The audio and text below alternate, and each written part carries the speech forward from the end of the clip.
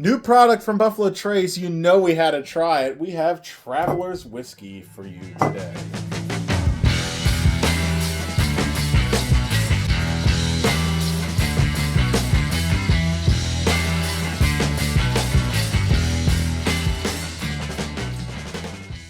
Anyway, this is Buffalo Trace's first collaboration with Chris Stapleton.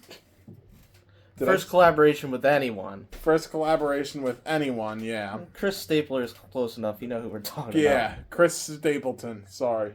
I'm a classic rock guy. This has not hit the United States yet, at least at this time of this video. So I special ordered this all the way from California. I bought a case for some close friends. You know, we gotta share the wealth a little bit. It came out after shipping, $43 a bottle, so not bad. I did not know that it was mostly Canadian whiskey when I ordered it. Yeah, we just were reading something online that it's that like Sazerac's Canadian whiskey and some stuff from Barton. It is not. There's no vodka, right? So it is a blended whiskey, but they're not putting in neutral grain spirits. Yummy beer. Yeah, that was pretty cool. Yeah, a lot of people were saying, "Oh, there's Wheatley in this. There's Wheatley vodka in this." No, there's not. Because they got he's a master distiller, and they got his name on the bottle, so they're like, they must be doing that. It sounds like they're just taking some cheaper, not as good whiskey and trying to blend it into something that's drinkable. So we'll see how we feel, whether that flavor has come out. But yeah, we read online, somebody said that they're using a lot of Canadian whiskey. Which I personally am really not a fan of from Sazerac, right? I don't even know if we put out a video on it, but we tried the Caribou Crossing. I think it's gross. Yucko. Luke thinks it's slightly less gross than I do. Yeah, I think it's slightly less gross than him, but it's pretty bad. But yeah, I think this will probably be decent, but I'm not expecting like I'll be impressed if it's about as good as Buffalo Trace. Just regular Buffalo Trace bourbon. Yeah, that'd be cool. I mean, even at I think MSRP is more around $35, $36, which I mean is a little more expensive than regular Buffalo Trace, but hey, it's a new thing. It's a one of a kind, their first thing, first edition coming to you live. It's blend number 40. What do the blends mean? So on the website they say that they had Chris Stapleton down, and they sat down and they tried. I think it was 50 blends of whiskey, and he picked number 40 as his favorite, and so that's the one they decided to go ahead and produce. As far as getting this on secondary, it seems like something they're gonna make a lot of, so I wouldn't pay too much for it, at least right now. People have been selling this for upwards of $300. Yeah, so I think that's absolutely not. I wouldn't pay that much. I haven't even tried it yet, and I can tell you right now, it ain't worth $300. I can promise you that. Well, yeah, I could be surprised. It could be worth $300. I don't think it's gonna be. You never know. But I think they're making enough of it that you probably don't want to be paying that much over. But stick around to the end of the video to see whether that holds true. That was a very informative intro piece there. Let's see what a cork pop from California sounds like. This traveled a long way. This traveled from Frankfurt to San Diego, California. From San Diego, California, back to here. Yeah, you smelling anything good there? Smells bad? No, it doesn't smell. Let's just pour it. It smells interesting. It smells like it's not worth $300. How much you want? Is that good? Yeah. If you want more, you can take more. No whiskey was harmed in the making of this video. But let's see if our palates are like Chris Stapler's. I mean, it's not a bad nose. Definitely getting the 1792. That bar in that 1792. Yeah. I'm definitely getting that. You can tell, if I didn't know that, I'd be able to pick it out, because it has a very specific nose to it. Yeah, a little fruity, a little bready, I want to say. Fruit, I'd almost go apple. I get kind of an apple-y nose.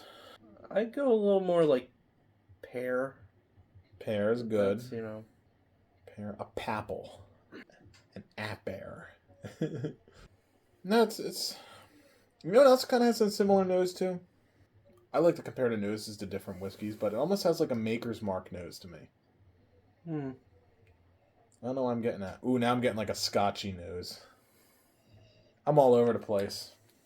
It's gonna be interesting. It's changing. It's evolving. This will be interesting. Cheers. Traveler's Whiskey. Traveled to you from California.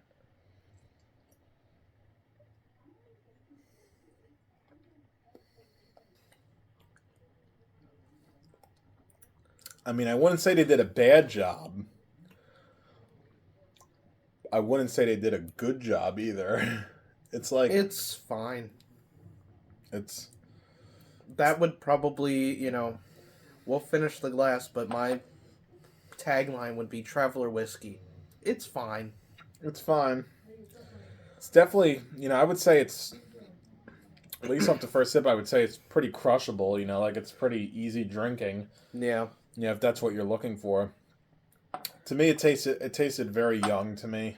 I got a lot of corny notes out of it. It's a very light whiskey. I mean, it had a little bit of oak, had a little bit of vanilla, maybe even like, as far as it could be more mouthfeel, but I got like some honey kind of feeling to it. So I mean, it's not like super sweet, but the sweet notes are there. It's smooth. What I was you doing were hunting for a bottle there. Yeah, go ahead and just like nose that and then nose that. You'll get those 1792 notes that I've been explaining about the whole time. I don't have a regular 1792 small batch anymore. I gave it away because I did not like it. I have sweet wheat and a full proof. No, there's definitely some similarities there. Yeah. And I think, that's probably the 1792 is what's saving it. Yeah. Right? I think they took a younger, half-decent whiskey, blended in with some nice 1792, and you get something that's okay. I think, I don't know. We can try a couple more sips. I'm torn between whether this is like a good faith product or just let's throw a celebrity's name on here and try and sell some stuff. Yeah. I think it's the second one. My thing that I'm worried about... I like the nose, though. I do like the nose. The nose is good. Let's give it a second sip before I say my next part. Okay. Cheers. Second sip was a little better than the first sip. I did get a little more flavor that time. Again, it's fine. My problem is my palate is so into like crazy bottles and like barrel proof bottles. It's like hard to say that this is like the best thing in the world. Yeah, which I think it's far from even for. I think at this point a lot of people watching the channel have probably got to at least somewhat relate to where we're coming from with the flavors. If they want to find something to get in the bars, I do think that this could have broader appeal. Yeah. But it's not for... This is a whiskey that my friends would be like, ooh, I like that. Yeah. But that's because they don't drink whiskey, right? It's got some nice notes. It doesn't have too much of, like, the nastier flavors that a whiskey can have. Like, it's pretty light on flavor. What it does have is, fruitiness and a bit of vanilla.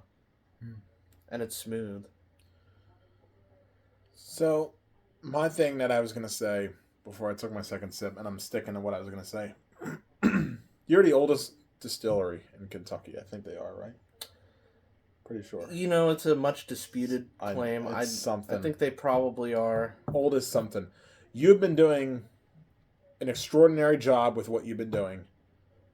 Don't branch off too far and join the seltzer team.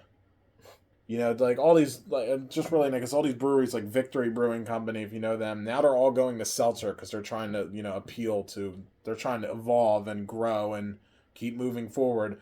Just keep doing what you're doing. You're doing so good. Just focus on that stuff. Don't worry about putting like something like this out. Like focus your production on the other stuff. This is cool, but yeah. So that's kind of what I was touching on earlier, right? So you double your whiskey production. A lot of the barrels that they're going to be aging are not going to be Pappy. I think we're making a lot more whiskey. We're going to have more good bottles, but we're going to have a lot more bad bottles and a lot more bad barrels. And we got to find a way to get people to buy them. Yeah. And it's okay. I think the price is a little high for the flavor, but they probably tack on $5 for a celebrity name. Yeah. Right? You know, they got to pay him for his being on the bottle. Celebrity whiskeys are never the best thing in the world. At least I haven't found one that is. I mean, they're all like average. You know, Yeah. It's like Chris Stapleton, Pappy Van Winkle is not going to exist. Yeah, I actually don't think that they would make that deal. No, I don't think they would. That'd be. Can you imagine that? His face is on the front instead of Mr. Julian. Yeah. All right, well, let's kill this. We can move on with our next order of business, which you won't know about. It's weird because it's not bad. I did get more vanilla on that sip, more like sugar candy, but I don't know. It's not really my thing. Like usually, I go into a Buffalo Trace product expecting the best, which is what I did with Caribou Crossing, which was not a good time for me. But we kind of knew that because that was 80 proof, whatever. But this, same thing. Like you go in, you hear Buffalo Trace name, you think it's going to be this extraordinary thing. Don't go chasing this one. I mean, if you see it, grab it, but don't go nuts looking for it. I mean, it's not bad, but me being a whiskey snob, it's not something that I would save. Like that Van Winkle. I try to save that. This I'll actually drink. Yeah, this is I think the big takeaway. This is not the next Pappy. It's Nope. not the next Blanton's. Nope. It's not the next Eagle Rare. It's not Nope. the next anything. Nope. It's just a whiskey that happens to be made by Buffalo Trace. So if you're a whiskey nut, you love Buffalo Trace, you love chasing these new brands, you can collect it if you want, but yeah, it's nobody's going to be looking for this, I don't think, unless they like Chris Stapleton. However, if this hits shelves at the $35 mark, honestly, not a terrible buy, right? Compared to all of Buffalo Trace, it's pretty low in the rankings compared to $30 to $35 whiskey. Pretty standard. Yeah. I would say it's close to something like an Elijah Craig small batch. I would put Elijah Craig a little better than this, but it's not a terrible pick. So I think at $30 to $40, if you are interested and just want to try it for yourself, I don't think it's a waste of money. I think I would drink this again. Yeah. It's fine. and it's not even one where you'd have to mix it to get rid of it. I've had bad ones where I've got to this isn't going to be the punishment shot bottle. It's better than Rowan's Creek. Yeah. And because that's Caribou Crossing, I don't think I could drink again. This is nice and smooth. Maybe try it at the bar if you see it, right? That way you don't have to buy the whole bottle.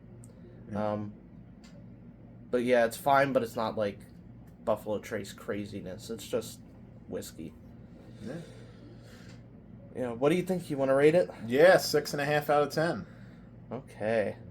Yeah, I'd probably Been give it a thinking 6. Been thinking about the whole time.